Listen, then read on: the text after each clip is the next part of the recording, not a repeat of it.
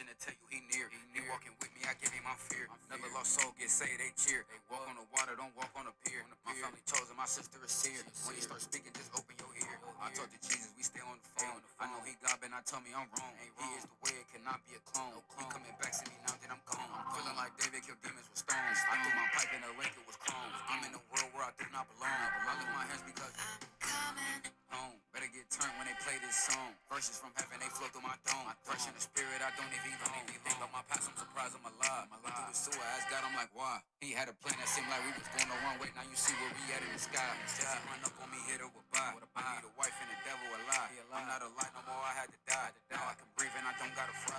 This walk ain't easy like piece of a pie. Be bold like a lion, not shy. All right. With the body of Christ, I'm a warrior. He got the cape and I'm right on the side. All right. Thank you for joining another Real Estate Lunchbox. I am your host, Leon Duncan. I got some topics to cover today. I got some good topics to cover today. I just wanted to start this mug Holy Thuggin'. You never heard that one. That's Holy Thuggin' by Chosen Jig. Oh, for sure. I mean, this joint is dope. Wait. Jesus the king and he don't need a vote. I gave my heart to the truth, I'm afloat. When it get heavy, he breaking the yoke. Not going backwards cause I'm trying to grow. Growing progressive, I'm digging this flow. Grab me a demon, then kick out a dope. I'm with the one that I want you to know. Woo. You know. Yup. All right, it's the day before Thanksgiving. I got a nice little show planned. I'm not going to take too long. I got to go help my wife with the cooking. You got kids here. These kids don't do what they're supposed to do the way they're supposed to. You tell them once or twice, like, hey, you got it. They do a little bit, but not a lot of it. But you know, I got kids. Congratulations. Well done. Oh, boy, I tell you. Gotta love them. Your boy is back. 18 years in real estate. Yes, broker, investor, private money lender, flipped, wholesale, traditional. I've touched it, even commercial. And we put together Real Estate Lunchbox. The purpose of this show is to talk not just about real estate, but everything around real estate, because it's all in the lunchbox. It's all here. It all starts in here.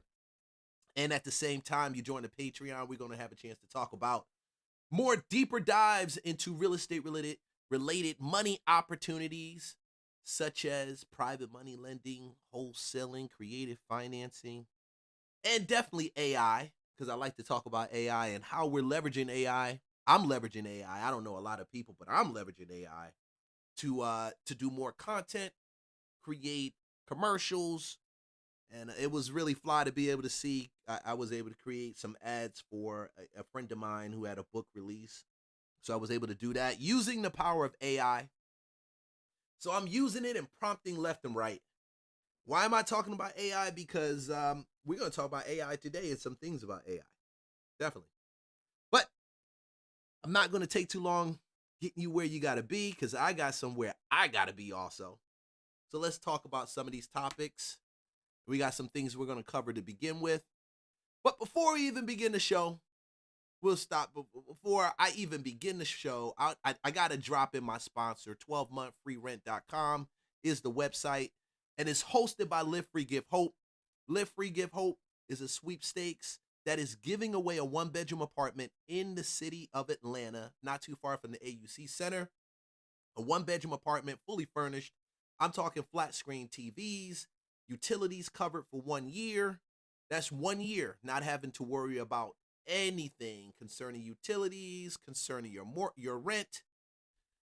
You can enter in. It's free to enter in, no cost. If you want to do some bonus entries, like this young lady's wearing this fly sweatshirt at the top right here, you can do that. Grab yourself a sweatshirt, $30, you get 30 entries. But at the end of the day, I spoke to the owner of this property. He's going to be giving away that regardless, whether it's 10,000 people that enter or 10 people that enter. It doesn't matter. But the goal of Live Free Give Hope is to give away one bedroom, to give away one door, to give away 100 doors every 2 months, not just in the city of Atlanta, but in different cities in the different cities and metropolitans throughout the country. So that's 12monthfreerent.com. Go there, free to enter. I love this company, great guy running it, putting his portfolio out here. This is a $17,500 value. It is not a scam. It is all legit. The same owner has owned that same property for about 10 years. And so he brought it to me to sell some of his portfolio. And he said, Lee, I want to do this. I said, man, I think this is a great idea. And I think you'll have great success in doing it, helping a bunch of people, a lot of people get housing, because housing is a big issue. And we'll touch on that. But more importantly, save money in a place right now where inflation is rapidly high and people are trying to figure out what's their next step. And we've got a dwindling employment market. We've got government layoffs, government shutdowns, and they're going back and forth. But Live Free Give Hope is in a market of changing this for people. And I know that a lot of people are going to be blessed by what has to come out of this project. So I just was speaking about, so I'm just talking about what jobs, right? And how we have a dwindling job market. So job scams are on the rise, guys. Job scams. And I've been getting them too. I get these texts from people. I don't know if you guys get it. I get these texts from people. Hey, I'm Sarah with, they'll give me some name of a company like I Care. And saw your resume and wanted to let you know we're hiring for. Anybody who does that, to me, is a scam. Anybody who does that, I'm telling you, is a scam. And you got to watch out for these scams, especially during this time. I think people will sue people because they broke. People will rob from people because they're broke. And people will scam people. Now, robbing and scamming are a little different. Robbing sometimes is by force and violence. Scam, you don't even know it's happening. And unfortunately, that's what's taking place right now. A lot of people don't know that this scamming mentality and this scams are on high alert. DEFCON 3. Let's get it started, y'all. Good work from home jobs are tough to find, but an Akron mother found out just how tough it can be. She went through the process, even worked for more than 2 weeks, but in the end, she says she was left empty-handed. News 5 investigator Jonathan Wall shows us what happened, what to watch out for, and what we found in Miami, Florida. Type in the web address. Normally it would populate. Mikhail Green from Akron can't believe what she sees. It says the site is blocked because it may contain unsafe content. It's supposed to be the site of a company she thought was her new employer. I don't play with people's money or their livelihood. That I think is cruel. I'm sorry. She says it all started in late October when Esquire Invest Inc. offered her a work-from-home job that paid well. With her banking background, she tells us she worked a total of 95 hours processing payments involving cryptocurrency. But when it came time to get paid, the instructions told her to deposit $400 into an online account, and then she would get her pay. I am behind on my bills considerably, been asking friends and family for money. I needed my $2,000 to pay my rent. We were able to get onto Esquire Invest's site, tried calling their phone numbers. The number you have dialed is not in service. Nothing went through. Just hangs up, doesn't work. We emailed the company 3 times, no response. We obtained this recent video of the address listed for Esquire Invest Inc. in Miami, Florida. We also found the state of Florida dissolved the company back in September, but remember, it hired Mikhail in late October. People call us questioning, how can this be? What do I do? All right, so you got that right there. I'm going to stop real quick. The company was dissolved in September, hired her in October. If you're not familiar with any of these companies, if you are just, you don't know anything about them, you need to do your due diligence before you accept any of these job offers, any of these job requests. I don't even reply back to text telling me about a job. Why? Because that's fraud. I mean, it's fraudulent. It's fraudulent. What employer is going to see your resume out there in the stratosphere and decide to reach out to you randomly and say, we're interested in you? Why not shoot me an email? Why not give me a call? and say, hey, this is David calling from whatever company. And even after that, it is still up to us to do our own due diligence on the company, because not every company is a company that is credible and you even want to work for. And I think the desire for money, the need for income, will cause people to do more stupid stuff as we move into 2026. I'm not saying that lady's stupid, but she's definitely not educated, and it happens to all of us. We get into deals, we start dealing with people, we get into we go to companies that we really should not have gotten into. And I said 2026 is the year of listening and hearing from God, and I still stand by that, because the more time you spend in that quiet place, you won't get caught up in some of this stuff that's out here. Erica Dilworth from the Better Business Bureau in Cleveland says you might have a resume out there and get a random text, email, or phone call. If it's all text conversation, if it's all email conversation, even if it's just a phone conversation, you really have no way to confirm, is this an actual business? And she says if the employer is asking you to pay or deposit your own money, that's the biggest red flag. I can't think of a situation that I've encountered where it is appropriate for the person hiring you to ask for money. For Mikhail, she was depending on her pay, even telling her landlord she'll be able to get him the rent. And I look like a liar because we're not good. And if me and my daughter become homeless from this, nobody cares. Just a tough story. Now, the BBB says if you report lost money right away to your bank, there's still a chance you'll get it back. But if you wait a couple days, maybe a week, it's highly unlikely you'll get anything back. And you guys have heard about these kinds of job listings where they say pay for the supposed supplies, you have to pay the company that's hiring you. The BBB just says, look, walk away. That is not something you want to be a part of every time. So be careful, do your homework on these businesses.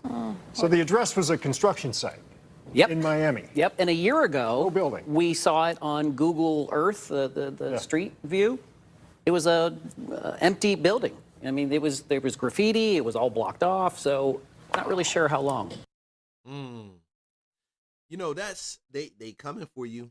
I'm telling you, they coming for your money, man. They coming for, when scammers go broke and they can't scam anymore, they coming for your money. They're just gonna take what's normal out there and they're gonna heighten it. They're gonna increase it. I mean, I've had scammers, business partners that I've been scammed by, and I've mentioned that before. Anybody that needs your money and offers you some return on your money, which is nothing wrong. We all do deals with return on investment. Is nothing wrong with that at all. Deals with return on investment. But I say, do your due diligence and look over everything. Do your due diligence and look over everything, because that's what they want, and it's gonna become more prevalent, I believe, as we go into 2026, because money's not flowing like it used to be. So if you got it, they'll take it from you. Now, with her, I'm trying to figure out, how did she not talk to HR? How did she not complete HR information? How did she... One thing that they didn't say in this interview is that she didn't speak to somebody. Nowhere in this interview did it mention her speaking to anyone. She didn't say, hey, I spoke to this person and David, and I had a whole bunch of conversations with HR, and I filled out this information. What's worse is she probably filled out some information with her social security on there and some other stuff. Now is a double lick. For the people that end up paying, they get a lick from them, but then also their ID, which goes onto the black market, they get a lick on that too. So I don't want any of you guys to get scammed out here, to get took out here, because there's a lot of it going. And I'm just gonna say, do your best, do due diligence down to, and as much research as you can. I prefer not to work for companies that don't have a credible blueprint online. I've worked for banks before on the digital side, and I was able to find the bank. I was able to find the software company that they portrayed to be, and and the banks that they worked for, and to validate that they are who they are. Okay, and that's what we want. You gotta validate it. You gotta have some blueprint, footprint that's out there. But the mistake is, because we're looking for money, because we're trying to get the bag, we keep running into those things where money always would grab us and drag us in. See, the biggest thing right now, mammon, the desire for money, the need for money, is the thing that will be the driving force for the people that are greedy, and then for the people that lack also. It'll drive the people that's lack and that's poor into schemes like that, and it'll drive the people that have abundance of money, and you think, man, they got a bunch of money. What do they need anymore? They want everything. They want to consume, okay, and have all your money at the same time, and it will cause them to do a lot of these crazy money moves and money schemes, man. So, hey, that's it. Stay away from that. Stay out of that, man.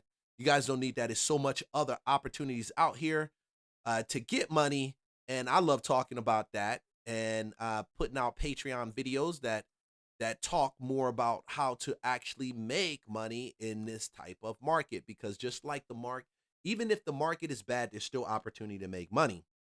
So, let's shift over to the Secretary of Housing. Secretary of Housing. Wow. You figured he wouldn't have to say this, that illegal aliens are not welcome in public housing, but it's not just him. When you have a municipality that is a sanctuary city, Chicago, Seattle, LA, you're going to have illegal aliens that get into public housing. And they shouldn't have to say it, but they ended up saying it. So let's see what he got. Well, good afternoon to everyone. It is indeed a great joy to be here with you, and I want to thank my dear friend and colleague and cabinet partner, Attorney General Pam Bondi, for her leadership. Pam, thank you so much for how much you care about the people of America and this great country, in particular here in Memphis. And thank you for your vigilance in upholding our nation's laws, and specifically the reason why we are all here today. That's for making our streets and our neighborhoods, our communities safe. I also want to thank Governor Lee and Senators Blackburn and Haggerty for your commitment to improving the lives of people in Memphis and in all of Tennessee. And also thank you to Director Gaddy, Serralta, and the U.S. Marshals and the FBI agents who are on the front lines every single day to restore safety to our streets in America. And to all the public servants that are here, thank you for your service to this great state and to your country. At HUD, we do believe that public housing should be safe. We believe that, and that's our conviction. A safe community starts with safe housing. If the housing is safe, the community is safe. And we want to take good care of the most vulnerable people in our country. And that means making sure that residents in HUD-funded housing can live their lives in peace and security, free from the horrors of violent crime. That's why HUD today, we're announcing a new HUD crime hotline to allow the residents of public housing to call the HUD office of the Inspector General, the OIG, to report criminals, illegal aliens, sex offenders, human traffickers. Oh, they want y'all to turn into snitches. Look, I did my own little echo on that. That's how they're going to find illegal aliens out there. Hey, I mean, they're going to be like, I need you to rat on him. But really, at the end of the day, it's not ratting, because if they're illegal, hence the word illegal. Now, some people don't want to use that word. They used it, and I used it, and I'm not taking that back, because the person is an illegal alien. An alien is someone that's not supposed to be there. And I think that's like what is it? Can you be an alien without being illegal in the territory of a country? I mean, can you just be an alien? I mean, you come from the UK to the US, you're an alien. Can you be a legal alien? I've never heard that terminology before. I've heard illegal, but I've never heard legal alien terminology. But there we have it. Is some of y'all know y'all got neighbors that are illegal aliens. Y'all know that. Y'all know that. And those guilty of gang activity, drug distribution, and fraud.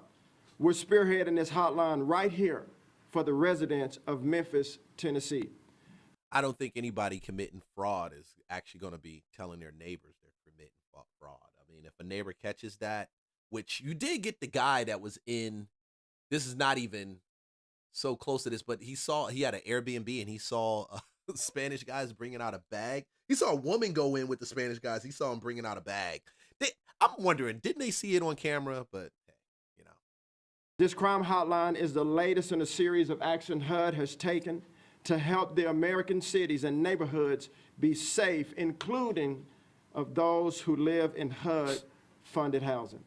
The Memphis Housing Authority serves more than 9,700 households and receives $107 million to administer federal rental assistance programs. And for all of those that are listening right now, residents of Memphis public housing, or those who might be concerned about the safety of your friends or family who live in Memphis public housing, for all of you, this announcement is for you. And here's our message. Protect your home. Protect your family. If you see it, if you hear about it, report it. And here's how. You can call 1-800-347-3735 from 8 a.m. to 8 p.m. Central Time.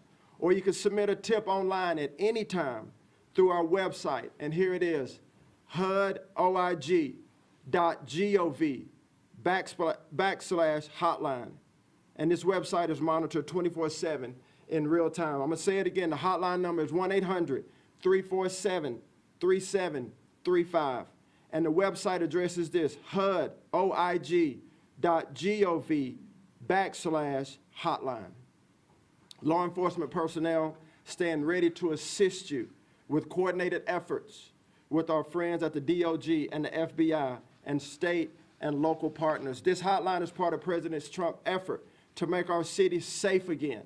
That strategy includes the Memphis Safe Task Force started by President Trump, which is breaking the grip that violent criminals have had on this city, as the Attorney General alluded to, and returning power back to the people and the citizens of Memphis. We've already seen great progress, which you'll hear more about. Since this operation began in October, the task force has arrested more than 3,000 violent fugitives, including up to 12 suspects of homicide and more than 300 known gang members and much more. These numbers translate to lives and homes and futures protected. Again, we care about the future of America, the lives of every individual and collective Memphis and Tennessee citizens. But this would not be possible without our great law enforcement, and many of you are here today, and our military members. So thank you from me, from HUD, from Attorney General, and our entire administration. I've spoken to many who have traveled near and far to be part of this effort to make our city safe, true patriots, and great Americans. And I hope that this new hotline is another tool to help this in this effort. The hotline will allow residents of public housing to have their voices heard so their homes can be safe. It will help us to crack down on violent crime and drug distribution, fraud, human trafficking, and the influx of illegal aliens. We'll clean up our public housing so that they can fulfill their function of sanctuaries for the most vulnerable people in our country, where American citizens can get a temporary hand up and then gain independence from government help. Temporary hand up and gain independence from government help. See, I've seen more stories about cartels working with Americans who need money in situations, whether in public housing or just through sheer relationship, meeting someone to funnel and move drugs. And I think this is it's not, I mean, you say, okay, is it worth their time to do it? I do. I think that the only way to know what's happening on the ground is to have people tell you what's happening on the ground. And when the people that you're pursuing, when they know that you have eyes and ears throughout the community, and people that are concerned about their safety will make a phone call, then man, it kind of makes it more difficult for them to move, for them to do the things that they do, because they don't know who they are talking to. They don't know if they're talking to someone that will call that HUD hotline and report them in a second. Now, of course, I can hear people saying, "Oh, it's going to be a bunch of people just reporting people randomly, and it's about blacks and blah." No, it's not. And keep in mind, when you make a false statement to a federal false statement, there are repercussions for that. That comes with that. So, but at the end of the day, yeah, they do need eyes and ears out in the community and people that say, "Hey, this is not right."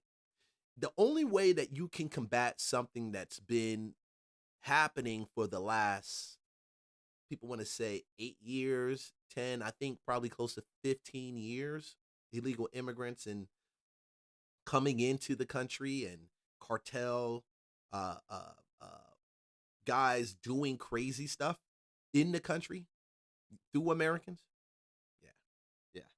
Yeah. I think that's very much needed. I think it's very much needed. I think it's probably taken a long time to get to that point, and I don't think anyone should I wouldn't hold back on something like that. Wouldn't hold back. All right, let's go to the next story. We're gonna talk about the next story. The next story, I did a little research on this. ICE detaining these green card seekers. The thing that's interesting about these stories, I'm gonna tell you, they only appear on the West Coast. I don't see any.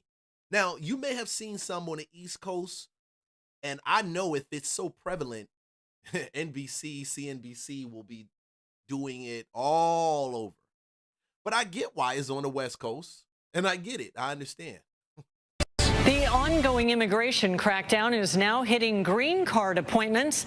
San Diego immigration attorneys say their clients are being detained by ICE at their green card interviews. It's a tactic they say they've never seen at U.S. immigration offices. ABC 10 News reporter Laura Acevedo spoke with attorneys who say they feel blindsided. I spoke with several local immigration attorneys who tell me their clients walked into this building for their interviews with USCIS on Wednesday. They never walked out. They were instead detained and are now in custody in Otay Mesa. The USCIS office downtown is where people go for all things immigration, including green card and naturalization interviews. On Wednesday morning, Tessa Cabrera's client had his green card interview. He was petitioned by his U.S. citizen daughter. The officer said, "I'll be right back," and stepped out. And then right then, 2 ICE officers walked in. They asked him what his name was and then put him in handcuffs. Her client from Mexico has lived in the U.S. since 2002. He never walked out of his interview. Instead, Cabrera says he was taken to the basement of the federal building and is now detained at the Otay Mesa Detention Center. This document was handed to me by the ICE officers that arrested him yesterday. The document is labeled Department of Homeland Security Warrant for Arrest. It states they have probable cause based on statements made to the immigration officer or evidence that the person lacks immigration status or is removable under immigration law. It implies to me that they used the information that they gathered at his green card interview to then decide that he was someone that they could detain. At least 2 other attorneys have confirmed to ABC 10 News their clients with visa overstays were detained Wednesday in similar fashion. In a statement, the agency told... All right, stop right there. She said visa overstays. And that's the key part right there. Visa overstays. Visa overstays, that's the loophole that they're using to confront these people. Now, I'm going to tell you, I'm not a fan of doing this. I'm not a fan of doing this, even though I know it's the right thing to do. And like I said, understand that. It is the right thing to do. It is more than necessary. But I'm not a fan of it because I feel like it disincentivizes the people to actually come forward and get their green card. And it makes the people who are in the process of getting their green card less incentivized to actually do the process and do the process the right way. You think just being a citizen would incentivize people to actually do the process. But I know, knowing people, if they feel like they're going to walk up in there and their green card has lapsed, it's like, why should I even go to it? You know? But the biggest part is I've seen this more on the West Coast. Like, I've seen this Seattle, but I haven't seen this through a lot of the other areas in the country. And if you've seen it outside of California or the West Coast, drop a comment and let me know. Okay. As much as I'm for immigration being corrected and being done the right way, getting the people that don't need to be here going, there has to be, and this is the part right here, there has to be a place where it's not just done robotically. You know, it's not done, oh, you missed this and it's done. But if you're speeding, even when you're speeding, a cop and a cop pulls you over, they still have a discretion. They still, at their discretion, can give you a ticket. They know you broke the law, but they stopped you. And you're like, officer, I broke the law. You know, I apologize. I was speeding. He said, you're over 15 miles over, 20 miles over.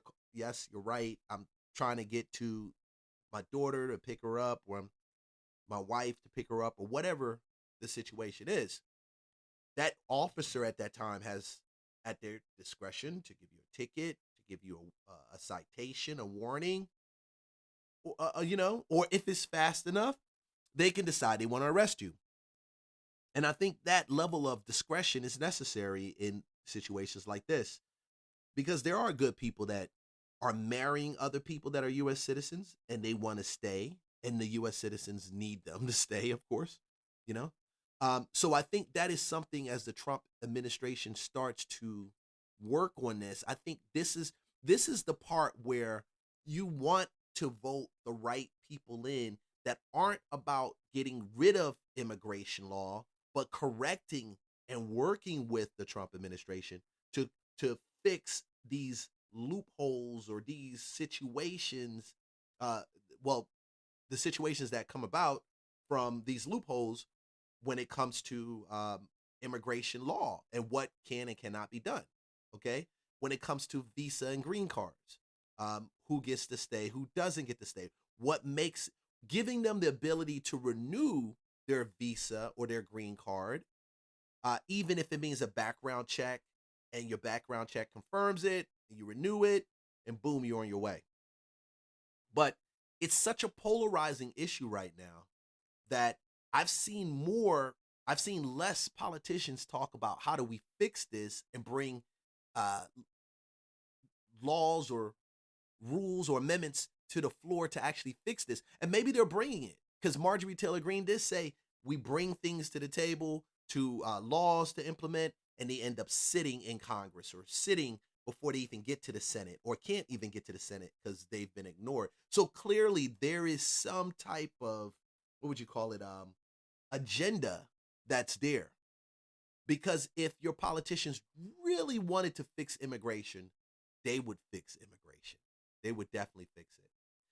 So this is not a I'm mad at the right thing or I'm mad at the left thing. Let's be for real. This is a left and a right issue. It has nothing to do with the left or the right. It has to do with the way the Constitution is written.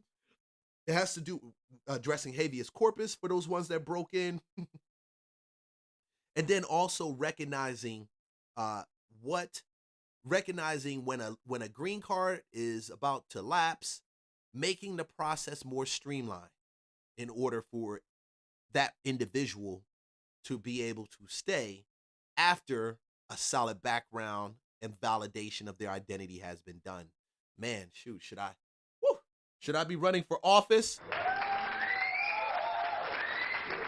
I don't know. But whatever. I will never do that.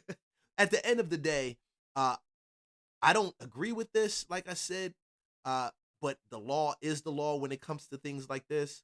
But again, if you have these politicians, you have your congressmen who are in places in that area, they are the ones that you voted into place that need to be addressing this. They're the ones that need to be breaking in, and they're the ones that need to be making a deal with Trump. They're the ones. They're, quote, responsible for administering America's lawful immigration system, ensuring the integrity of the immigration process. They say apprehensions can happen if people have outstanding warrants, are subject to removal orders, or have committed fraud, crimes, or other violations while in the U.S. Cabrera says her client has no criminal history, but he's now placed in removal proceedings and has a court date in early December. Laura Acevedo, ABC 10 News. Yeah. And that's a sad situation. There are a lot of people that actually go into these green card interviews and they end up just coming out and nothing happens. So it's not clear across the board that happens. And it goes back to what I said. I believe that our congressmen we put these people in order. We put these people there.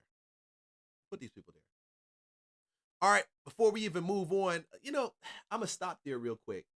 I'm gonna do this real quick. Let me address this. There's a video I'm gonna do. It's over a conversation concerning how our left and right fight each other, and they fight each other with us in the middle, passing laws and guidelines that rip us apart and cause us to look at our enemy as our friend or our neighbor as our enemy, because their ideology or their thought, the way they think or where they came from or their belief conflicts with the agenda of the party, whoever party, whether you're on the left or whether you're on the right, it doesn't matter, because it happens on both sides, left and right. It happens on both sides. No side is without a level of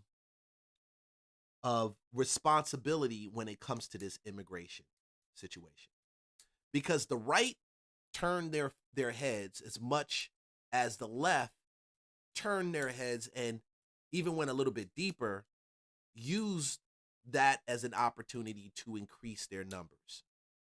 And I think if Donald Trump wasn't who he is and in that position to draw attention to what needs to be done, this would possibly be something we will be dealing with for the next 10 years, 15 years, or 20 years.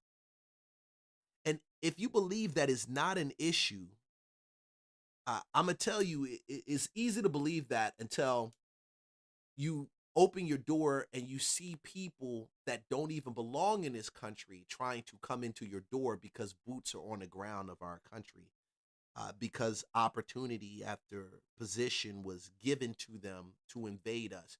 You can't invade the U.S. and take the U.S. down structurally based on where we are, geographically. You can't just do that. It takes a certain level of calculated a calculated plan and a type of corruption or breakdown internally to make it happen. So, hey, like, subscribe, follow. It really helps with the algorithm, because there are more stories that I want to cover about that, because the more we look at it and we see it, we clearly see the fight between the two parties, which put the average American in the middle. And I'm not saying that I don't lean right. I'm not saying that I'm not conservative. I'm not saying that. But what I am saying is that every conservative who has family that came here as immigrants legally, set up business, and have been here for generations or just within the last, generation, we owe it to make sure that this process is done right.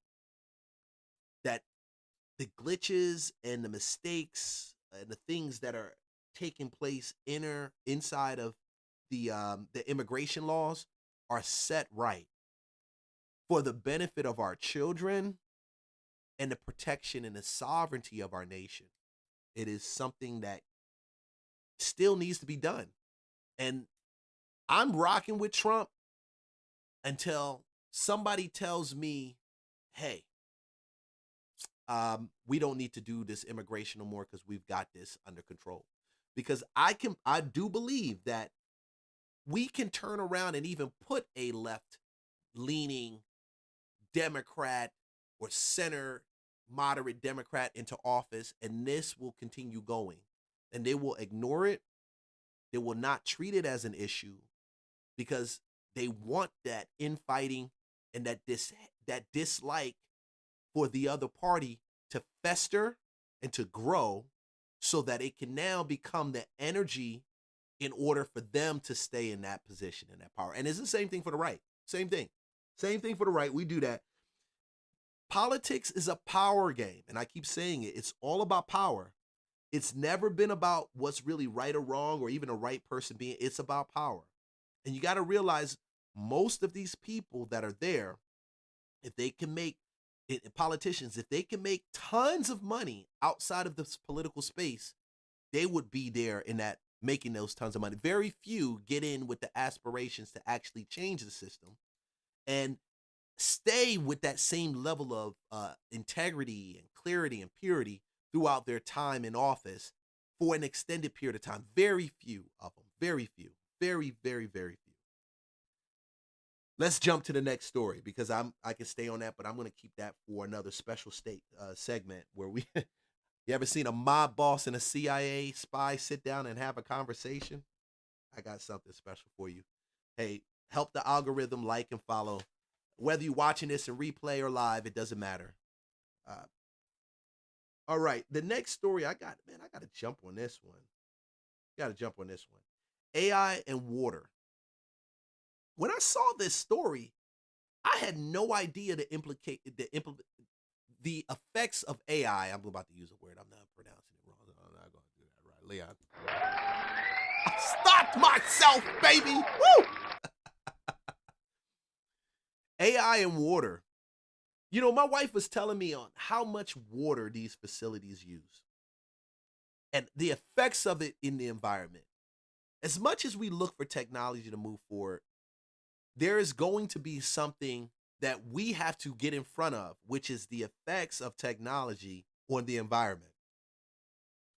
And I'm not an environment tree hugger, but I do like to get clean water when I go to the faucet, and I'm pretty sure you do too.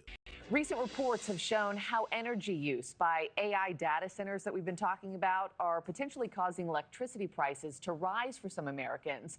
But a new study says our drinking water is also impacted.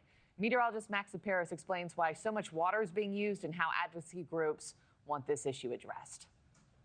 As the demand for artificial intelligence accelerates, the data centers that operate this new technology are consuming vast amounts of natural resources to get the job done, including fresh water, which cools off these massive servers and evaporates as it does so, with a new study showing this could threaten the drinking water supply nationwide.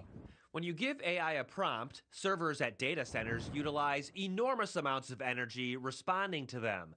As News Nation has previously reported, the increased demand potentially causing some Americans' electricity bills to soar by up to 20%.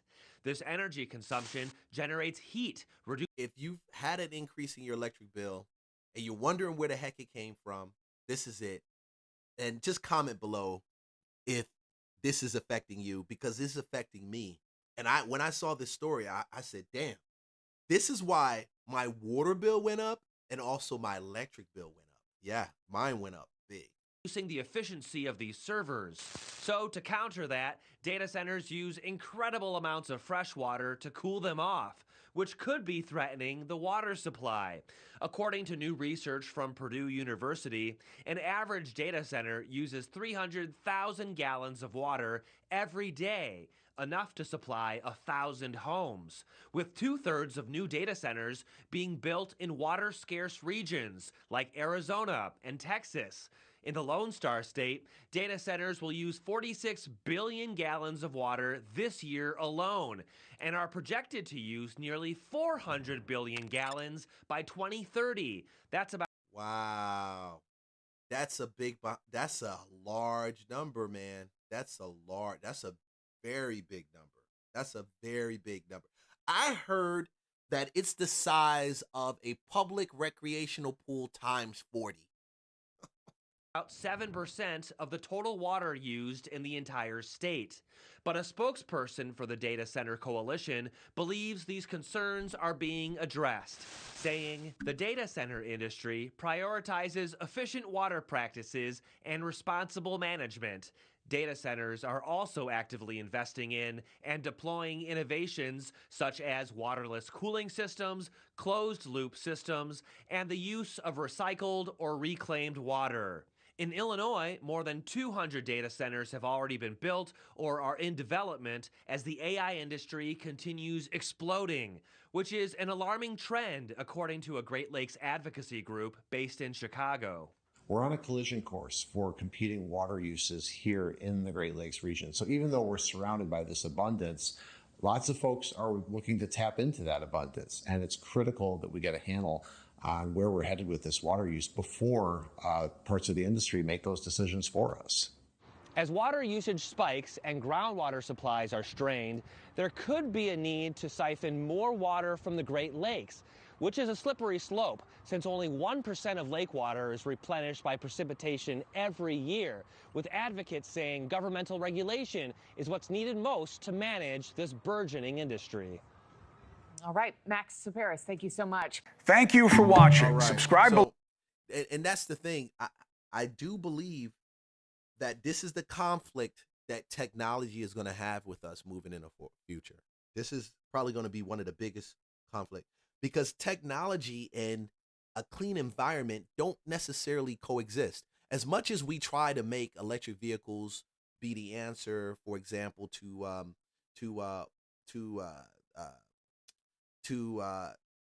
dealing with climate control and those electric vehicles that are dealing with climate control, that situation, it's a temporary fix until you can actually say, what do I do with how do I handle it? Like where it's a permanent fix.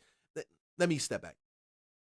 Imagine it takes now power from fossil fuels in order to power an electric battery that's supposed to bring down that goes into your car that's supposed to lower emissions. So I feel like that defeats the purpose. We're still using the power. We're still using it. Okay.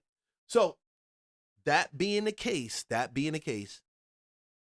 water is going to be the issue for a lot of these communities. And I'm looking at some of these data centers that have been built in places like Atlanta, in the heart of the city of Atlanta, okay? In the heart of the city. We got one of the largest data centers in the heart of the city of Atlanta that's in a metropolitan area. Hold on one second. Let me, hold on one second. Okay.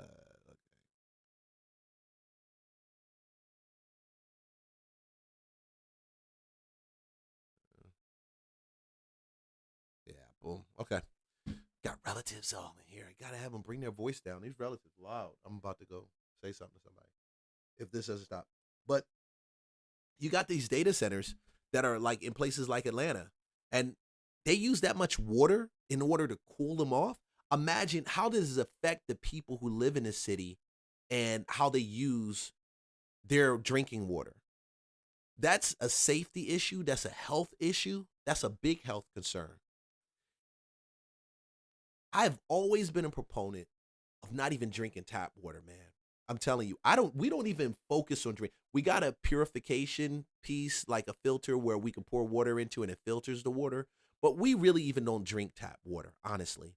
We stay away from it. It's not the primary thing. We may add it a couple times in our cooking, but it's not like a consistent thing that we drink or we have. A lot of families don't even have the ability to do that. And for that reason, the health concerns that I see coming down the line could be astronomical.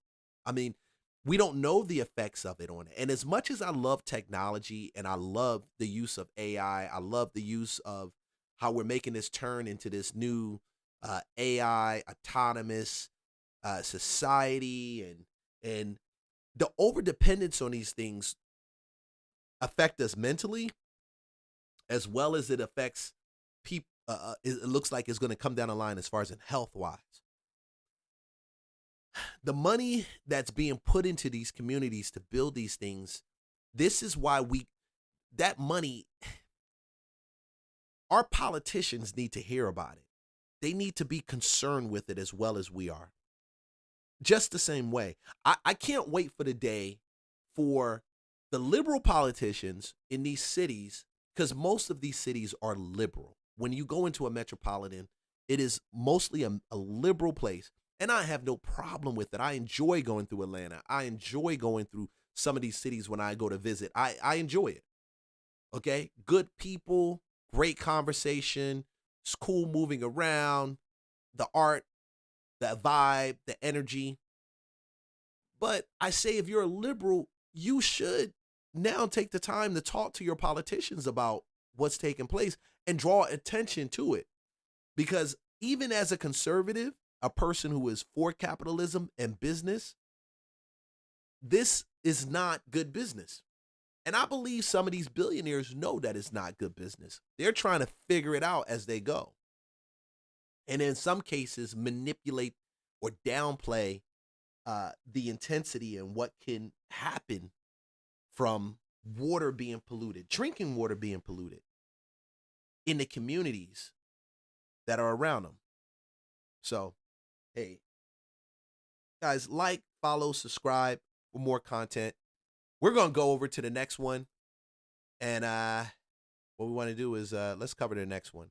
So we're going to stay with the same AI push because I feel right now the conversation about AI and people talking about how AI is taking jobs and responsible for job loss and, oh, I got a bachelor degree, but they're hiring AI now. What do I do?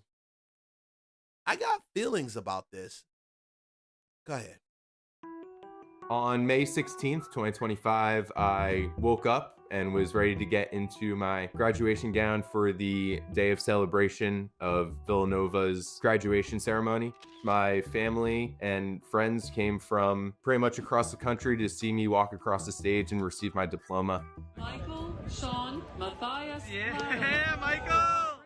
I was really on top of the world, super excited to finally have the diploma that shows my hard work over those 4 years. I was super excited to apply those skills to the job market, to an employer, and finally be an independent adult. Flash forward a couple months into the job search, it's been a little demoralizing. The job market has been very tough, especially for the new grads. I have been on my job search since November 2024. I've been applying anywhere and everywhere, and it has been a little difficult to even get to the initial interviews that I want to get to. The job market is kind of trash right now. I mean, it's really difficult. It's really difficult for people who have many years of experience, so it's going to be difficult for college kids. The rise of youth unemployment is worrisome. For the individual worker, we can see that graduating in a recession leaves long-lasting scars for decades after. These workers are a vital part of the labor market, and if they're having a hard time, that means that the economy could have a hard time. For the broader economy, these youth workers might be early indicators that the overall economy is slowing down or maybe even heading towards a recession. Okay, so let's stop that real quick. I think we're having an issue in this when we define what skills are.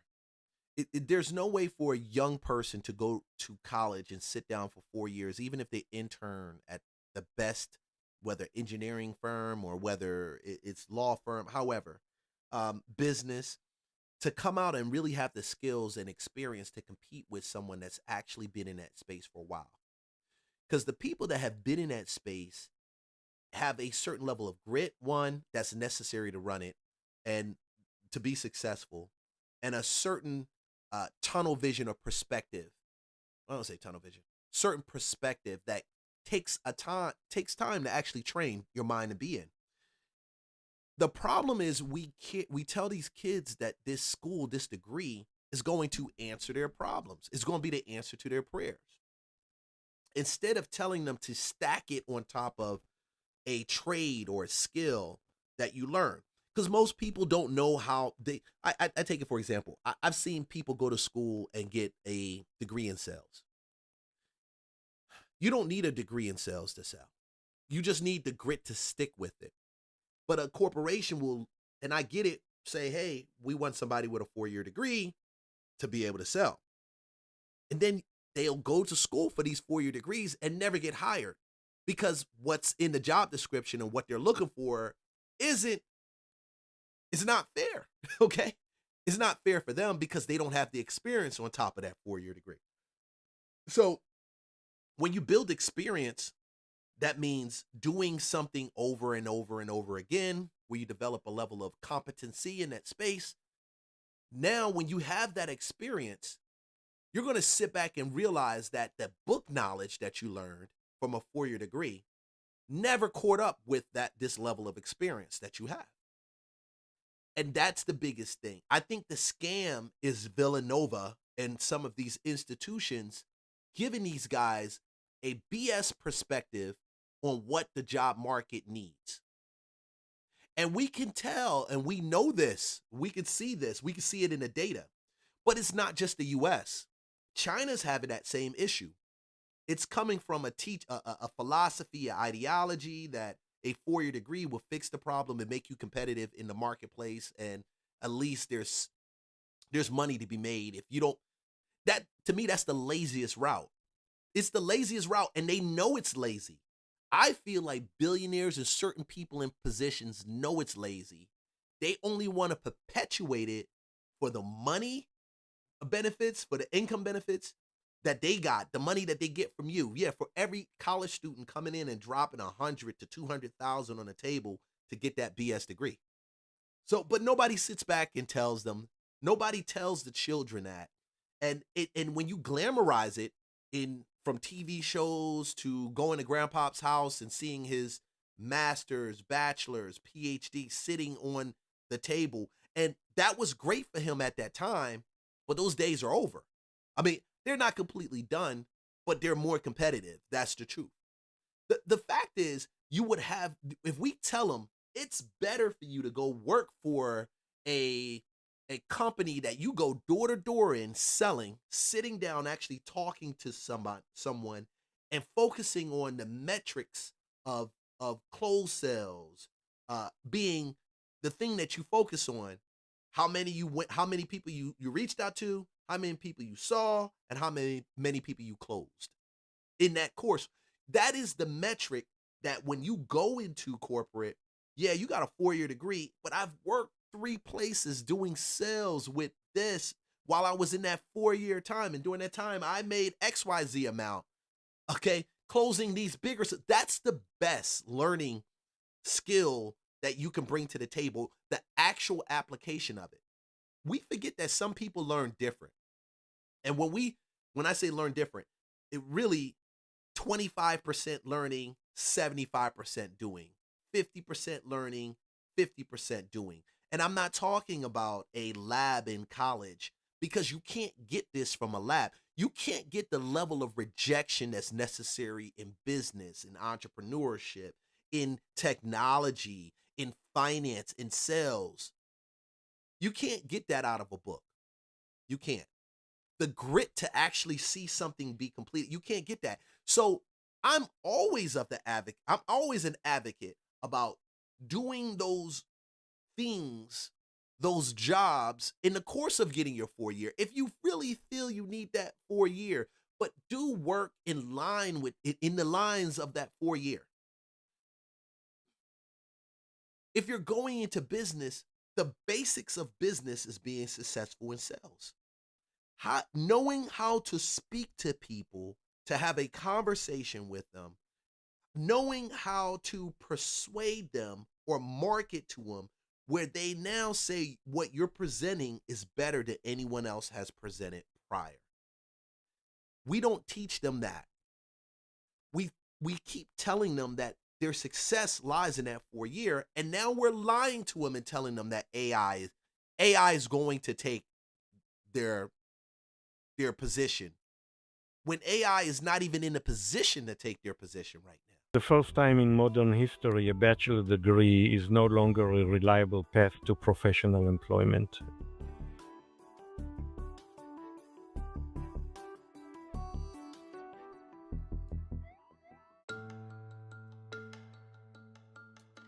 If you look at the overall labor market, it's still doing strong. Unemployment rates in general are still fairly low. But then when you zoom in on the young workers, they seem to be struggling. The unemployment rate among young U.S. workers aged 16 to 24 stood at 10.4% in September. It's generally been trending upward since April 2023, when it dipped to the lowest point since the pandemic.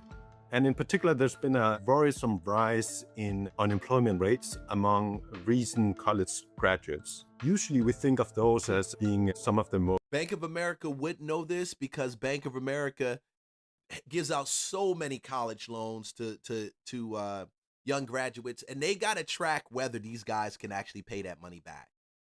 The safest workers in our economy, but that pattern seems to be flipping right now. I think that is because two factors. One is the supply of workers with a bachelor's degree is increasing, but at the same time, partly because of AI, the demand for workers with a bachelor's degree is not increasing anymore. So we and that's the lie. AI, I use AI so much. I use it. I've taken a prompt engineering course, got a certificate in prompt engineering from Google, and I took a course, and I would tell anyone to take a prompt engineering course. If you get a chance, take a course in prompt engineering. Coursera is one of the best places to take a prompt engineering course. It would at least give you an advantage of understanding on how to communicate with AI. But let's move on. Even when you communicate specifically what you want with these large language models, they're still not at the place to produce a flawless product consistently. I'll get images that'll come out and they'll be consistent, and then you'll have 3, 4, 5 that's not. So I can clearly see out of 10 images, 4 to 5 of them are not consistent with what I wanted it to produce. And the rest that are consistent still have what they call hallucinations. That means misinformation that is spit out, meaning it makes, for example, it'll make a person with 4 hands, or it'll make a person with 3 hands, or it'll make a person with 2 arms, with 5 arms. It'll do these weird things. Even when you write a real tight prompt, you'll still get that in return. So workflow is probably the closest right now when it comes to performing more consistent in the AI space, because you got AI for video, you got image, you got workflow, you got AI doing all these different things. So I don't believe that AI is keeping teens from young adults from getting jobs. I don't believe that. I believe that's a lie, and there's a lot of hype, and it's really coming from the corporations in order to keep their money down right now. They're not hiring. They probably hired more than they should have hired in the past. And they're forced with dealing with, what do we do with this situation right now? Like, do we bring in more grads and keep bringing them in, even though our profits are not where we want them to be? These guys are beholden to the shareholders. I mean, they got to do with what the shareholders tell them to do. And for that reason, if they got to see an increase in profit, they got to see it. This is all about green. This has nothing to do with the paper that your degree is written on. And in most cases, it has nothing to do with your degree at all. It's still going to go back to skills that are really necessary as this market does the turn. A lot of people spent money to get a level of education. We just got to be real with it. That's not necessary. That was never necessary.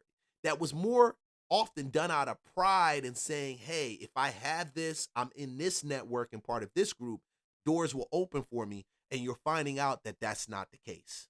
Have a glut of people with a bachelor degree. Their wage growth is growing more slowly, and with AI continuing to automate more and more jobs, I expect that the trend to continue. Artificial intelligence has allowed some corporate giants to hire fewer workers, and some have even begun shrinking their workforces as they integrate more automation. Goldman Sachs says it could displace 6 to 7% of the U.S. workforce over the next decade. Young workers are feeling AI's impact the most. A Stanford probably over the next decade, 10 years from now, that number can be half. Don't forget, Goldman Sachs was the one that was telling us we should be close to about 200,000 for Bitcoin right now too.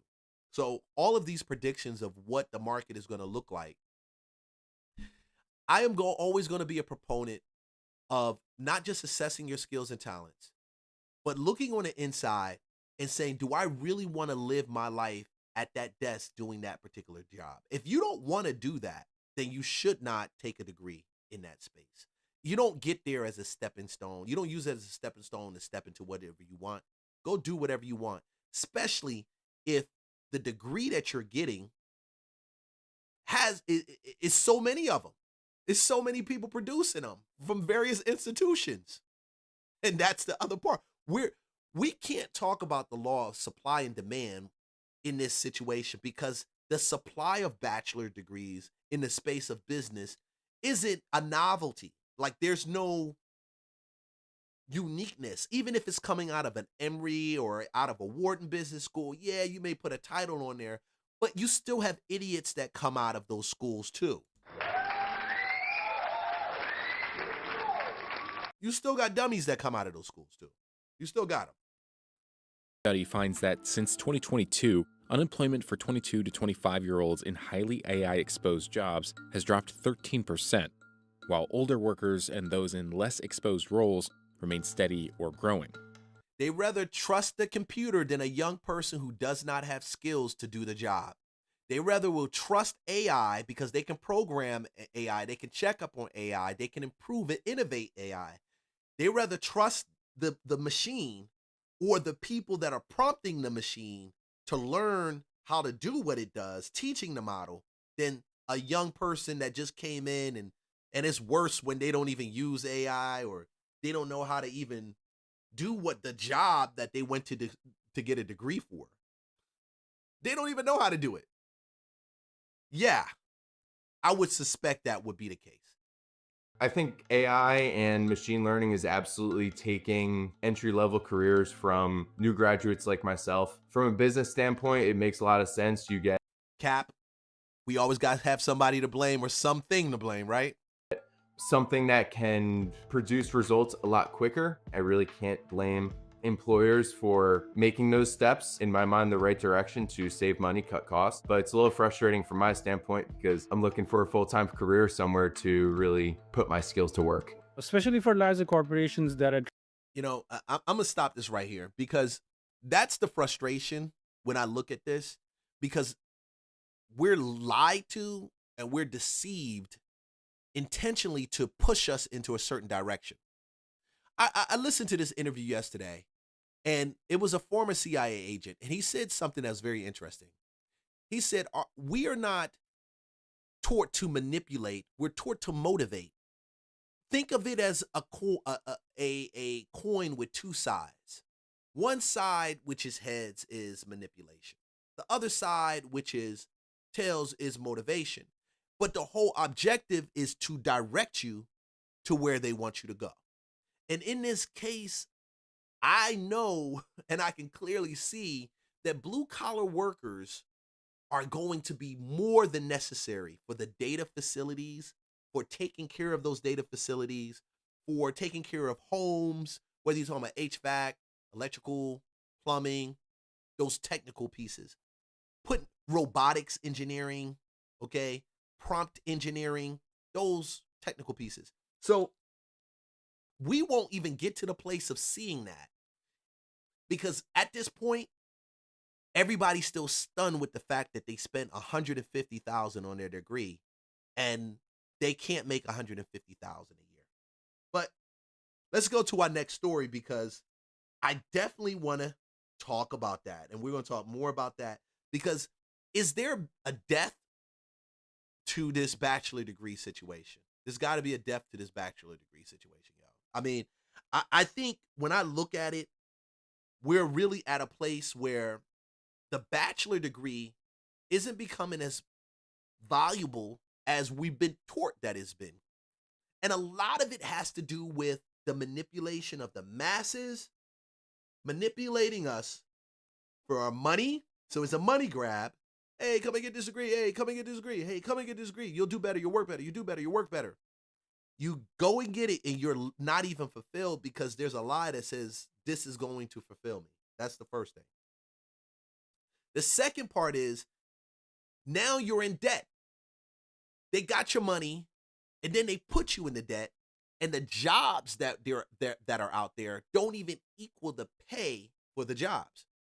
So if I spend $100,000 to get a degree, or let's say $75,000 to get a degree, whether half of that is in loans, a part in grant, some out of my pocket, you're still left with the issue of the job that you go into. Does it make 100 plus? Really, if we look at return of investment, if we look at the return on investment, most investors will not invest in a product. So let's look at real estate. Let's take real estate, for example. Most investors want to be 65 to 70% in on any asset when it comes to a rehab property. If it's a homeowner, a property that homeowners are going to live in, you still as a homeowner have to bring anywhere between a low of 3.5%, in some cases 10, 15% down on a house. That's the first thing. They recognize that if they gave you and loaned you $100,000 to buy a house, that the interest alone, after you put that 10% down and you got 90 that's on the table, the interest alone, you're dealing with a 6%, 7% interest rate. That interest, they make that investment for the interest. So there has to be a rate of return that they see month after month, and then a point where they say, oh, that person's going to be in that house for 20 years. They're going to pay $50,000 or $60,000 in interest during that time. And I'm just throwing numbers out there. Why don't we evaluate when we get a degree based on that? That if I go into the business, if I go and I get in that business space and I'm going to come out and I'm not already working for a place right now that's paying for it, I don't already have a clear path, let's say, to the next 2 levels up. And they're going to be, I know that when I get to this level, the next level up, yeah, I may come in at 55, but the next level up for me is 110. And I'm just throwing this out there. I know it's different depending on the job, depending on the position. But I know that I spent at least 75 on my career. Now I know what I'm making, even prior to taxes, still is equal to how much I spent. Think about that. You still got to say, how many years do I have to pay to take to pay that 75K off? And when is my break-even point? For some professions, if it's a doctor, doctors can do amazing things. They can goof off for 20 years, come back the last 20 years, and still be living in a good place. But a lot of professions can't do that. A lot of jobs can't do that. Degrees can't do that. I'm going to go over to Anton Daniels' channel because he had an interview that took place, and I watched most of this interview, and I thought it was phenomenal because what it did was it pointed out what's really taking place with this change from redesignation for professional degrees. And that's important, because the redesignation of professional degrees is going to affect how much people can loan you and how much you can borrow for your degree, which needs to be capped. It needs to be capped. I keep going back to this. This is not about, our society isn't built on creativity. That's why the people who are creative make the biggest products, do the Tesla rollouts, do the UFCs, they're used to thinking creatively because they know the only way to attract money, wealth, finances, is not to do what everybody else is doing. And everybody else is going to get that 4-year. So when they're getting that 4-year and you're jumping on that bandwagon, you still have to compete with them when they come out. Whereas the ones who are creative know that when I'm creating something, when I'm making something, when I'm putting something together, the value is in what I created. That value now seeps into me because it came out of me. Now I become the niche. I become the unique portion. Like, you can't replace a Steve Jobs. Even though Cook is there and they've paid him an enormous amounts of money, you can't replace a Steve Jobs. He had a certain perspective. I mean, you think of it, a guy that makes Apple and makes a touchscreen computer, but you go to his house and his kids did not play on that same computer he's selling you. There's got to be something there. Come on, we can't be ignorant and act like it's not true. Same thing if you look at a Elon Musk. He's the niche. If you replace Elon with another CEO, with somebody else running Tesla at the helm of Tesla, let's say Elon, something happened to Elon today, and they had to replace somebody as the head of Tesla. You won't get the same creativity, direction of the company, and we see it already from Apple and how Apple has been dragging their feet when it came to the AI revolution. We can't ignore that. Apple's behind when it comes to autonomous driving vehicles. They're jumping on Tesla's boat and say, let's come together and do a partnership. They're behind. They don't have a version of Gemini. They don't have a version of ChatGPT. They have none. They're still in their iOS system, which their iOS system should have already evolved to a type of large learning model, especially when you consider how much data they have access to. But the biggest problem is when you take away somebody that is innovative, creative, now the company drops to pieces. So the value isn't in that degree. It's in the ability to sit down and create something and challenge yourself to bring it to pass, where people will run and they will fail, they'll cry, they'll give up. Somebody was trying to do the same thing that Steve Jobs was trying to do. They just couldn't get to that point. They saw it, but they couldn't bring it to fruition. It takes a certain level of energy to bring that to pass. So that's the reason I'm passionate about it. Why you hear me screaming through the screen, okay? And that's a scream. Oh no!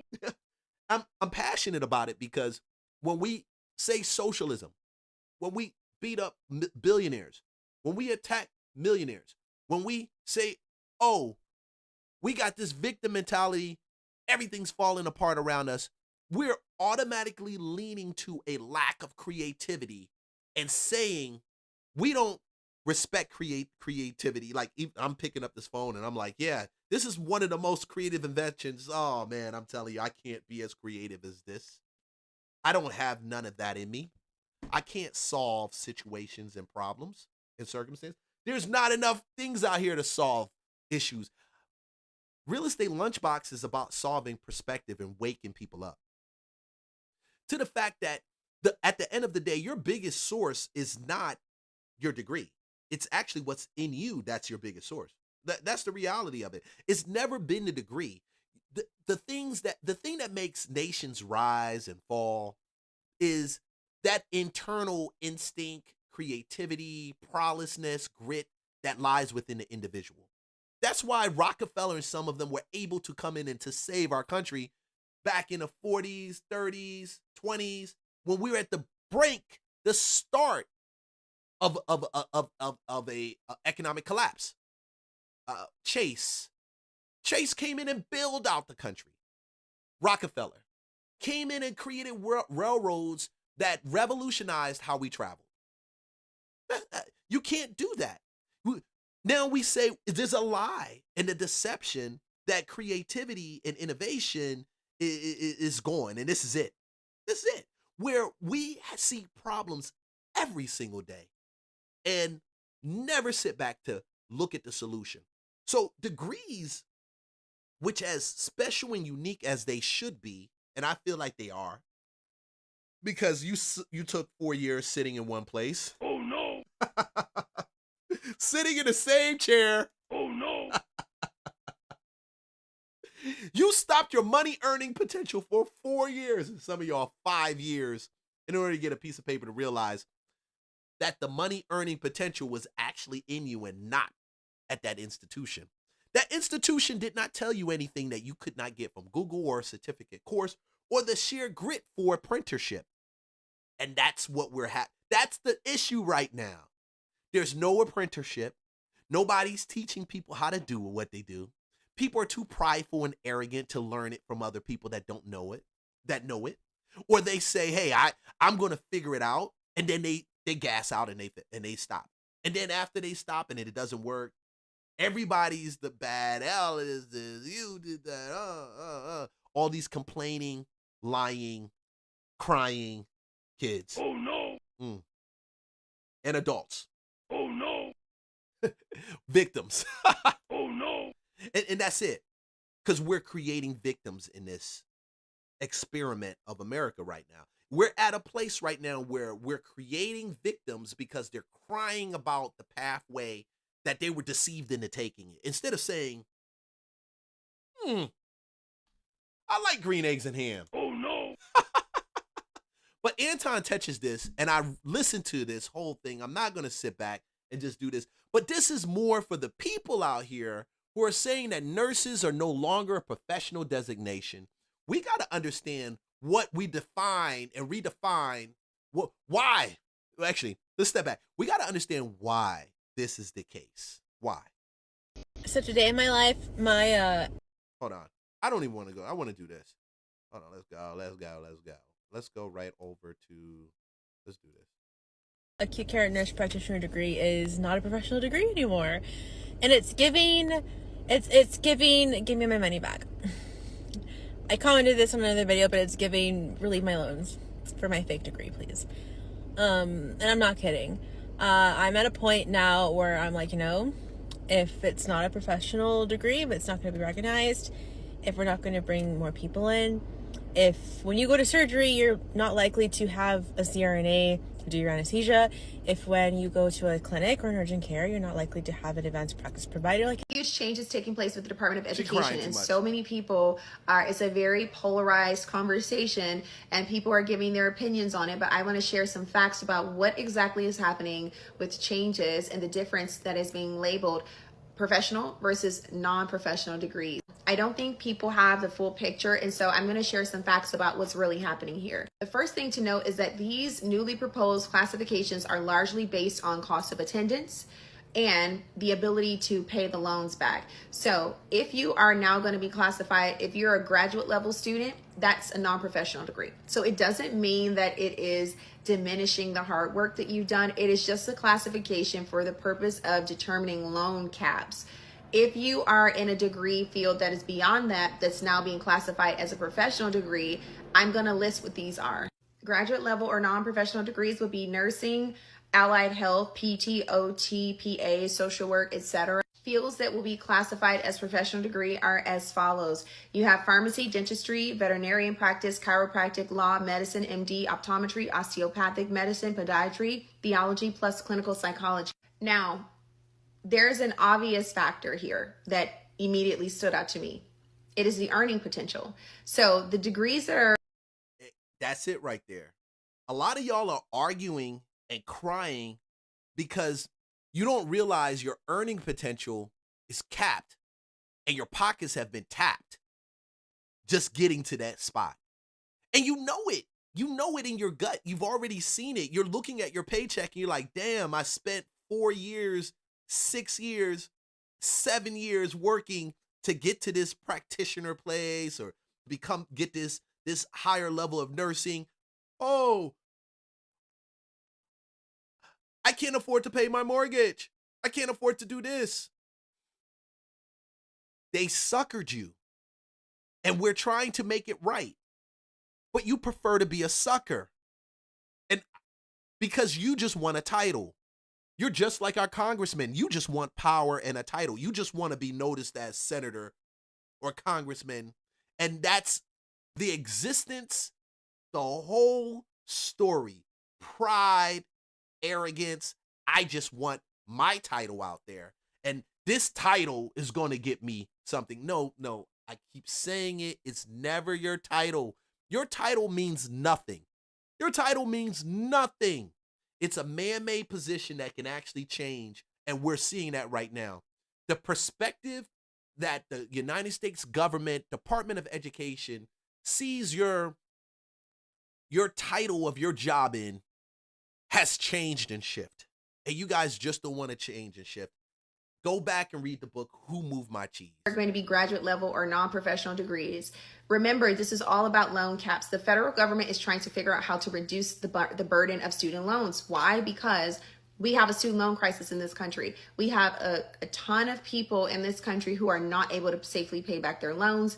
They are defaulting on their loans. You can't get rid of the student loan off of your credit. So this is a major burden on U.S. citizens who have taken out money for higher education. And what has happened is that although they're making a living wage, the interest rates are so high and so costly that they cannot afford to live comfortably and pay their loans back. So that then feeds into the affordability crisis that people don't want to have a conversation about. People are talking about they can't afford it, they make this so much money, but it's the self-inflicted wounds that they're not adding into that conversation because they took out a bunch of student loans that they couldn't pay back. And they knew what they were doing when they did it, but they didn't think about it, and they thought that the loans was going to be forgiven based off of paying it back for 10 years and working for the federal government and doing an income-based repayment. But now you got to stand on your own, and you have to own the fact that you became a social worker, you took out $150,000 of student loans, and that was irresponsible. So the federal government is now proactively taking steps based off of learned experiences and saying, hey, we need to put a cap on this, we need to put a cap on that. It doesn't mean that we don't need it, it doesn't mean that you're not valuable, but if you are going to go into this, your earning potential is this is where the cap is going to be, and I support it 100%. Shout out to Trump and the Department of Education. And I don't see how that's creating the amount of chaos that I see on TikTok and YouTube. And I look at some of this stuff, and I leave a comment, and I just want to say, how much debt you got? How much student loans you got? At the end of the day, you can't cap yourself, so you will be capped. It's like certain places drinking alcohol, like certain places in the country, in the world, we have a cap on who can drink alcohol. We have a starting point, because when we didn't have a starting point, we had children walking around in the streets drunk, okay? And that's what's happening. You guys are drunk off of debt. Drunk off of debt, drunk off of false expectations that come from your degree, a false sense of purpose, and I know I'm kicking your butt, but it's designed to wake you up. And I don't think a nurse is not important. I don't think a nurse is less important than a doctor. A doctor may have certain information and a skill, but you got to look at it. A nurse is the first one there, and a lot of times she makes the calls based on her knowledge. But that doesn't put you in a place where you're a doctor. Completely different. Completely different. It still doesn't. And if you want that for the title and you feel like you can do better, just go get it. Just go get it. But you're mad at a program, you're mad at Department of Education, you're mad at President Trump, and what we're trying to tell you is be rational what you invest your money in for education. Because you got to make an education investment. You got to invest your money for education. Whether you invest for somebody's Patreon that you join, or whether you invest for a 4-year college or certificate that you get, you're going to make that. So the level investment should be equal to the earning potential. But I'm going to tell you, that is still a lazy thing, because you will have some people that will make that level of investment and they will not do shit with it. They won't even exceed or go past that earning potential. Then you get people also who make that investment, and even though they went to school for a job and got a degree where the average income is $80,000 or $75,000, they're well into $500,000, because the education did not stop there. They didn't look at that as being the end all be all, and they decided to expand their education. Not just look at this. The schools are doing you wrong. The schools are stealing the money. You have endowments like I think Harvard's endowment they have more money in their endowment than Apple. And that's crazy. And Apple has more assets, technology, value in the marketplace. Harvard doesn't have the same value that it used to have back in the day in the marketplace. The same thing a WGU, a Western Governors University graduate can do, the same job they can do, a Harvard grad can do. In more cases, they could probably do it better, because their degrees are based off of working knowledge, working information. They're not taking someone from scratch to how to do something. They're giving advantages and incentives to someone that is already doing this job and say, hey, let's take what you're doing, let's put that into a degree format, and let's turn around and fill the gaps of what you know for that profession, for that space. I don't know why this is hard to grasp. I don't know why people don't get it. I don't know why there's such an argument or people are tripping over this. I don't see it. Cases, especially with all of the various changes that happen with loan repayment. And although a lot of people were upset that they're not income-based programs anymore, it is just kicking the can down the road. Although in the immediate you're able to pay less, your interest is literally a death trap. And so it was never going to help either way. It's just a bad situation. And what's happened is you have some people who are saying, well, you should just pay back your loan. You signed it. You're an adult. Yes. Contractually, absolutely, it is your obligation. On the other end of that, the empathetic piece is that a lot of these students are first-time college students who were sold this idea that you must attend college, you must attend university, and all that they did not have the economic means to pay for college, and so many of them didn't even have parents to walk them through this process. I can't tell you, when I went to sign up for school, every single student walked into the financial aid office alone. Okay. My parents let me fly. And I was 100% responsible for everything once I got to college. And they did not walk me through it. They didn't do my FAFSA. I did that. They did not enroll me. They did not help me apply for school. I did that. And I realized very early and very quickly that it made no sense whatsoever. And I went and got a job. And then I wound up going to community college later on. My parents wasn't there to actually do that. I did my own application.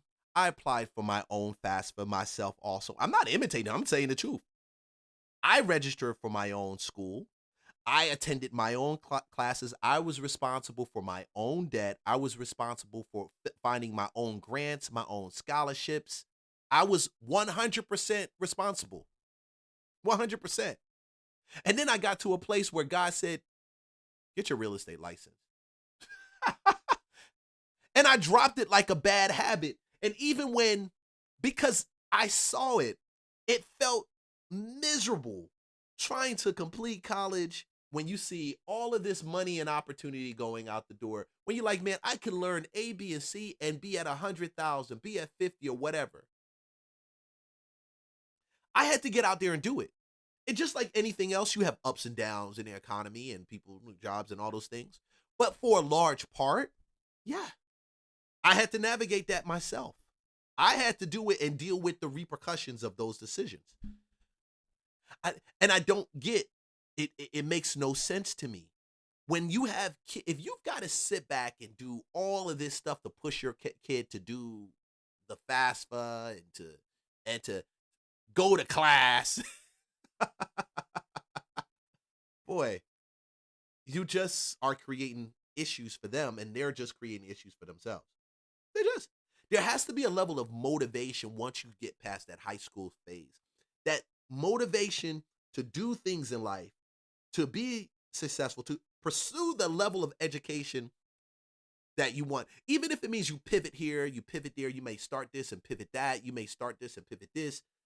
Pivoting is nothing wrong with pivoting. Matter of fact, being a good pivoter, I think, is one of the biggest keys to success. Saying, okay, this is not working. God, do you really want me to do this? Okay. All right. If you want me to do it, I'm going to walk it. Okay. This is probably me talking to myself.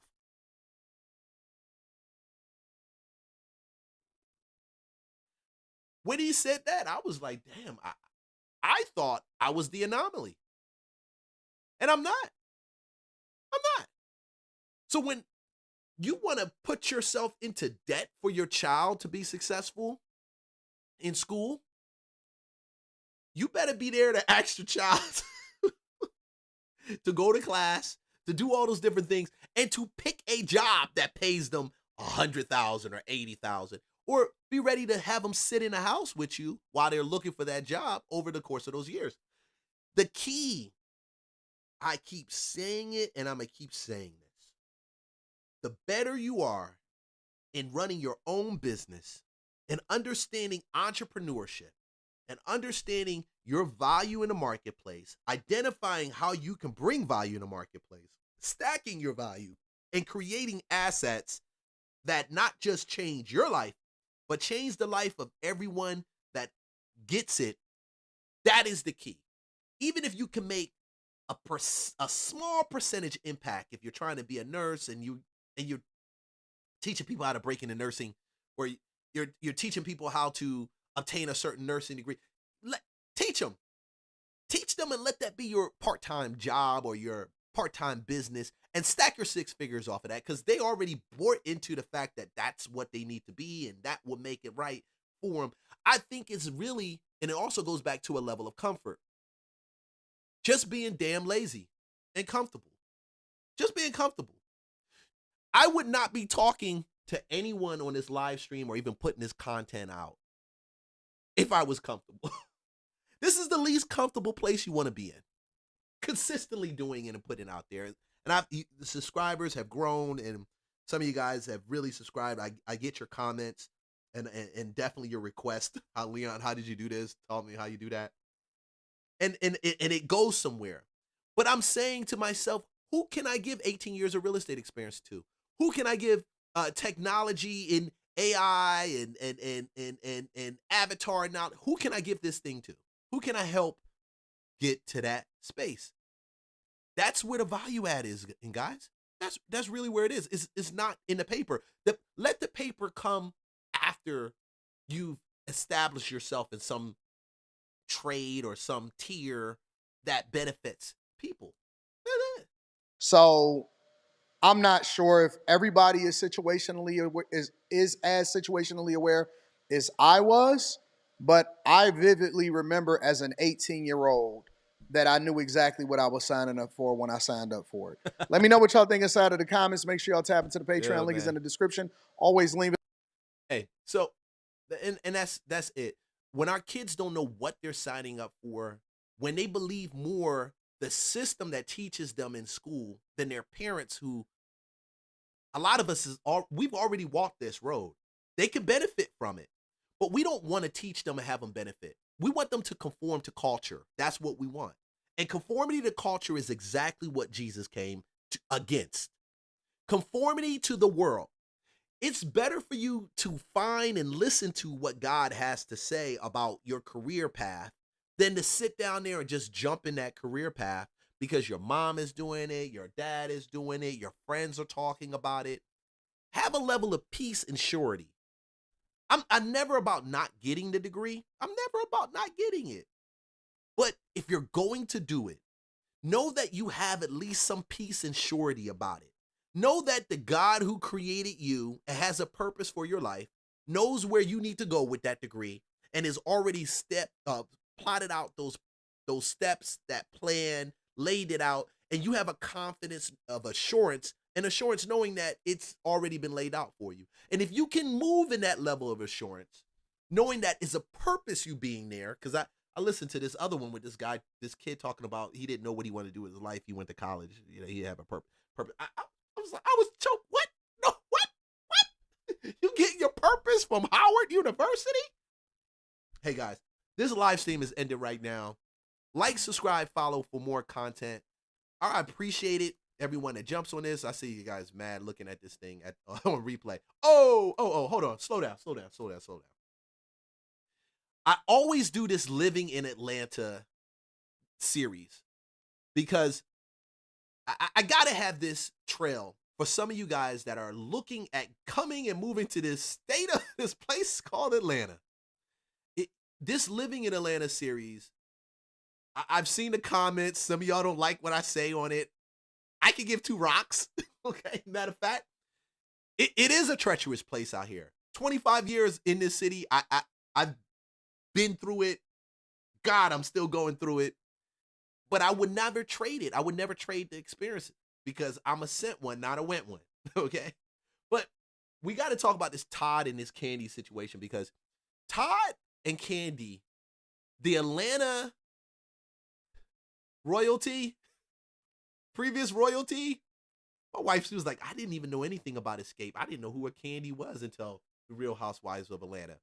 I think that was true. Candy's mom was lying about Todd coming in. He's doing this. Todd has boosted her net worth.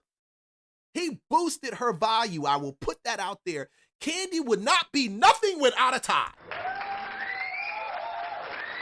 From the restaurants that were put in place to the endorsement deals, the property, the real estate, Todd has done a lot for Candy. Nobody knew. The last time Candy had real significance was freaking Escape. And Escape was good for about 1 or 2 years. And I'm going to tell you, none of them can really sing, okay? They can't sing. They can't sing at all. But this is the thing that we deal with in Atlanta. Atlanta has a very, very big promiscuous. And I can't help but say, the reason why this couple broke up and went to nothing was because of the promiscuous atmosphere in our city. And you may disagree with me 100%, but I'm gonna let Candy actually highlight to you how her free love brought it to this point. And some people may disagree. First 230 said threesomes never work. That's not true. I done had a threesome and it worked just fine. She said she had a threesome and it worked just fine. It worked great. It worked great. You know, I would change that and say, no, it didn't. Oh, no. Because you're getting a divorce. Oh, no. Actually.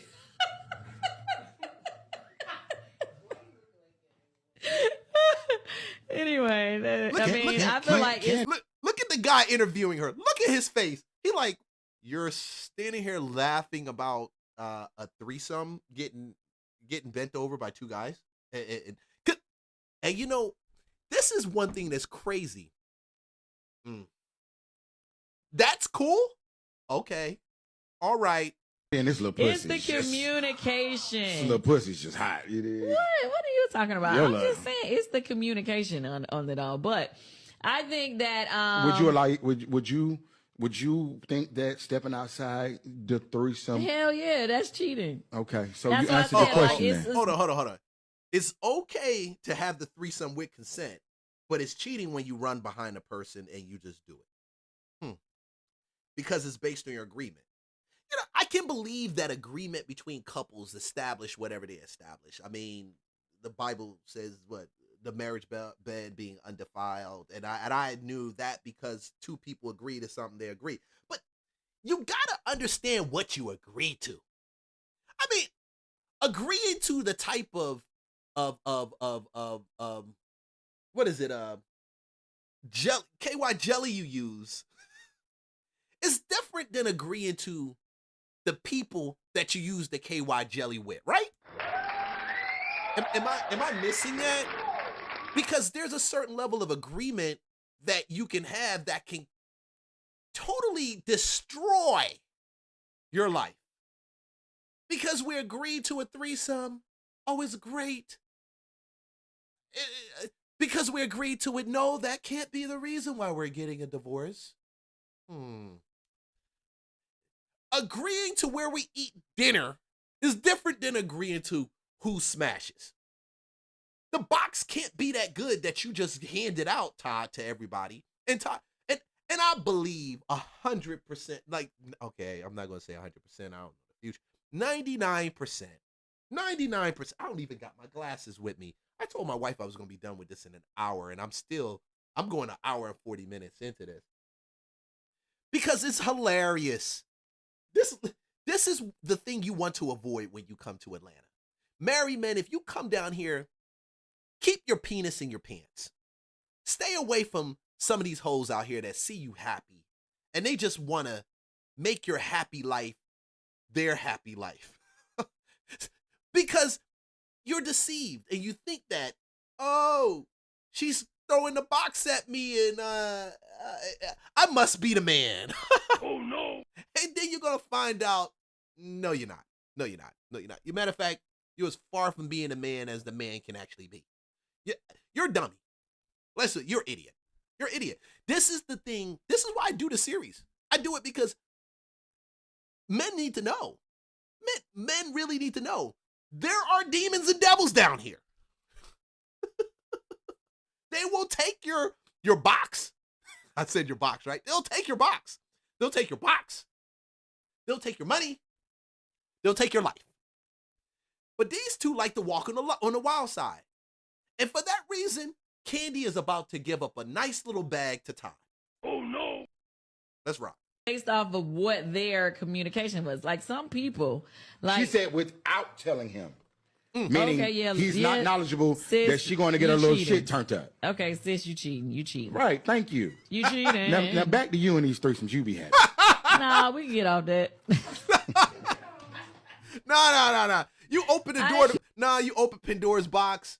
It's out here. We ain't getting off of that. It's so sad, like you be having, like as if it just be all the time. Oh, I ain't around there with your shit. I don't know. That's why I'm asking. Oh boy said I am not riding with you. We're inquiring minds want to know. So you and Ty, y'all be fucking hoes or y'all don't fuck hoes? No? Like what's going on? Wait, what?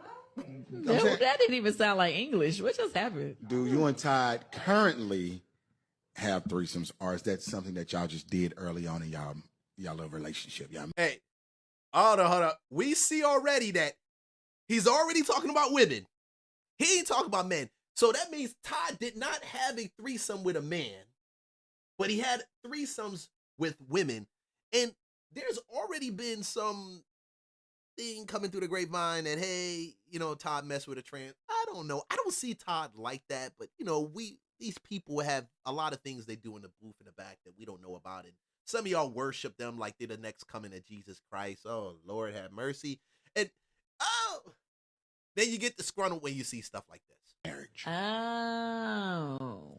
Like, do you see a chick out and be like, I hit that hoe? Type like, I hit that hoe too. You mean like randoms? No. I know you don't do random. Y'all too famous for that. You too, what I'm saying? Too much. Well, do out of town count? I wouldn't doubt they out of towners. See you later. We don't live in this hotel. I'm done. You get a little squirmish over there, cuz. Yeah, because I'm like, how much do I really want to tell I'm done. you? I don't even care. Why do you open your mouth at a talk show called Candy Coated? It's already X uncut. And then you're wondering, should I really say anything about this? Candy, you're on an X-rated talk show. This is your talk show. Like, you have a sex show. And then you're wondering why you should open your mouth about. That's the reason why you don't pop up in nobody's algorithm. That's the reason why people are looking right now and wondering what the heck is going on.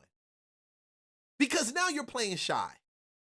And you're not going to convince me that this didn't contribute to what they have going on going south. You can't. I'm going to say it, and I'm going to say it again. And I'm going to say it over and over again. Tread lightly when you come to this city. There's a lot of money and bags to be made. Positions to be placed in. But this is not the position you want to be placed in. You don't want that position. That's a bad, nasty, crazy place to be at. And I've seen it over and over again.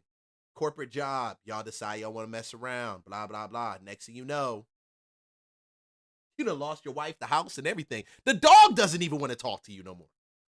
I just wanted, you know what I'm saying? It's not often I get it doesn't happen that often. Okay. It don't happen that often. It's not. It doesn't happen that often, but it happens, but not that often. Has it happened in the past 6 months? Yes. Oh, well, wait. Oh, okay. All right, the last 6 months. I just leave it at that. It happened in the last 6 months. Yeah, guys, like, subscribe, follow for more content. These fools are going to do what they do, but at the end of the day, you grab the Patreon, you jump up in here. Let's talk about getting that bag, because at the end of the day, I'm going to tell you, whatever these people decide to do, you do not want to be one of those people doing it, okay? Shout out to, you want to actually find out what God wants you to do. And I'm pretty sure he doesn't want you to spread your wife's box all over the place, because there's a price for the box. And before I even jump off, I'm going to talk about, if you need a personal loan, Legacy Peak one of my ambassador partners, they got you right here. Personal loans, retired W-2 employee, lines of credit. It doesn't matter, from 10,000 to 500,000. We can get you in place. Get that money 7 days. Get approved in 24 hours. Loan terms 3, 5, 7 years. LegacyPeakFunding.com. LegacyPeakFunding.com. That's the site. Fill out the information. Somebody from the team will reach out to you. Bada bing, bada bang. This is Leon with Real Estate Lunchbox, telling you everything you need is in the box. Thanks.